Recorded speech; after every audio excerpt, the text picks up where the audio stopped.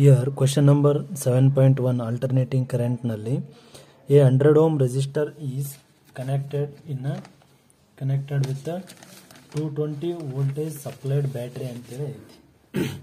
ಹೌದಾ, ಈಗ ಇದನ್ನ ಹೆಂಗೆ ಬರ್ಕೊಂತೀವಿ ನಾವು ಅಂತಂದರೆ 7.1 ಅಂದರೆ ಇಲ್ಲಿ ಒಂದು ರೆಸಿಸ್ಟರ್ನ ಕನೆಕ್ಟ್ ಮಾಡಿವಿ ನಾವು ಯಾವುದ್ರ ಜೊತೆ EMF ಆಫ್ ಸೋರ್ಸ್ ಜೊತೆ. ಇಲ್ಲಿ ರೆಸಿಸ್ಟರ್ ಎಷ್ಟೈತೆ ಅಂದರೆ 100 ಓಮ್ ಐತಿ. ಇದನ್ನ ಏನಂತ ಹೇಳ್ತೀವಿ ಅಂದರೆ reactance of the resistor XR ಅಂತೇಳಿ ಬರ್ತೀವಿ.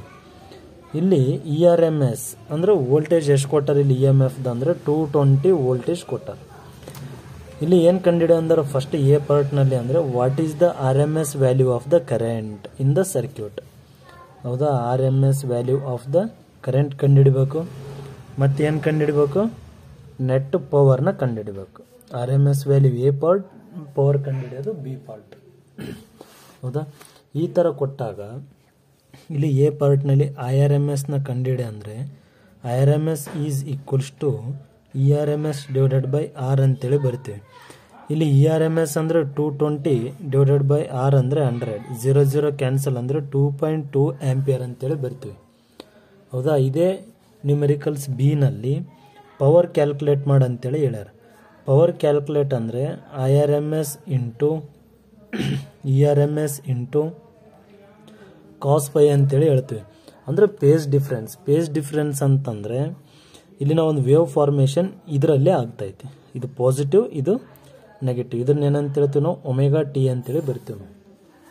ಹೌದಾ, ಇಲ್ಲಿ ಪೇಸ್ ಡಿಫ್ರೆನ್ಸ್ ನೋಡ್ರಿ, ಏನಾದರೂ ವೇವ್ಸ್ ಇದ್ದರೆ ಮಾತ್ರ ಏನಾಗ್ತದೆ, ನಾವು ಆ್ಯಂಗಲ್ನ ತೊಗೋಬೋದು. ಬೇಕಿದ್ರೆ ಈ ಥರ ತೊಗೋಬೋದು.